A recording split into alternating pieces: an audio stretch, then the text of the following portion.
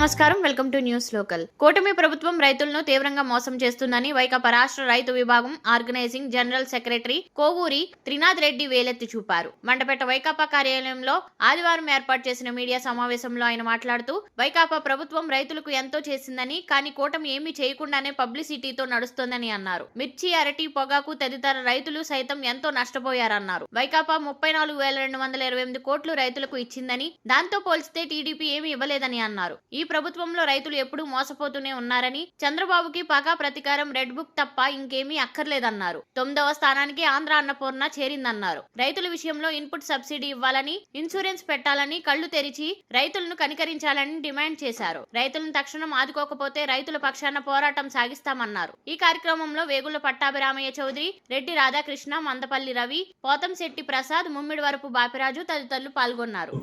ఇవాళ రాష్ట్రంలో పరిస్థితి ఏంటంటే కనీసం నేను పట్టించుకున్న నాలుగు లేదు. ఎందుకంటే ఇవి ఇంతకు ముందే ఇలాంటి కొరతలు వచ్చినప్పుడు అంతకుముందు జగన్మోహన్ రెడ్డి గారు ప్రభుత్వంలో టమాటా ధర 10 రూపాయకి వస్తే ఆ 10 రూపాయని కాదని చెప్పి కొని 5 రూపాయల మొక్కలు చేసిన ఘనత రాజశేఖర రెడ్డి గారికి ఉంటుంది. అదే మీ అందరికీ తెలిసిందే.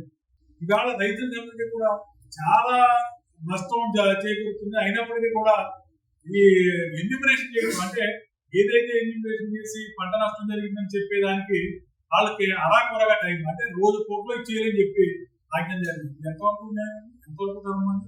అలాగే రైతు భరోసా కింద మేము 46 లక్షలు ఇచ్చామని చెప్తున్నాము. మేము అంత ముందు ఉండగా 53 లక్షల రైతులకు ఇచ్చాం. మిగతా 7 లక్షల మందికి రైతులకు ఎక్కొట్టారు.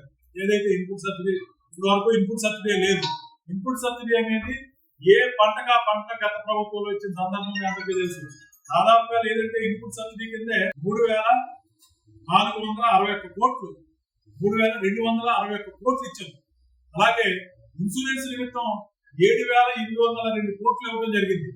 అంటే ఇవాళ ఇన్సూరెన్స్ అనేది అసలు కనీసం లేదు. అసలు ఇక్కడ పంట కట్టడం వల్ల ఏమైందంటే మొత్తం ఈ సీసీ ఎక్స్పెరిమెంట్లు సరిగా లేక గవర్నమెంటే దీన్ని డిస్కరేజ్ చేస్తుంది. అసలు రైతుకి చేయకూడదనే ఒక ఉద్దేశంతో దుర్మార్గమైన పరిస్థితి, కేవలం పబ్లిసిటీ తోటే గవర్నమెంట్ నడుస్తుంది తప్ప రెండోది ఏమీ లేదు. ఖచ్చితంగా ఇవన్నిటి మీద కూడా మీరు సమగ్రంగా చూసి రైతులకి ముందర ఇది వ్యవసాయక రాష్ట్రం. ఈ వ్యవసాయక రాష్ట్రంలో రైతుల గురించి మీరు వెనకడు వేస్తే వ్యవసాయం పైగా అది అన్నింటినీ కూడా మేము ఖచ్చితంగా ప్రభుత్వం దృష్టికి తీసుకెళ్తున్నాము. ఒకవేళ చేయలేకపోయి మేము చేయలేదు అంటే మేము ఖచ్చితంగా పోరాటం సిద్ధంగా ఉన్నామని చెప్పి ఈ సందర్భంగా మీ అందరికీ తెలియజేస్తాం.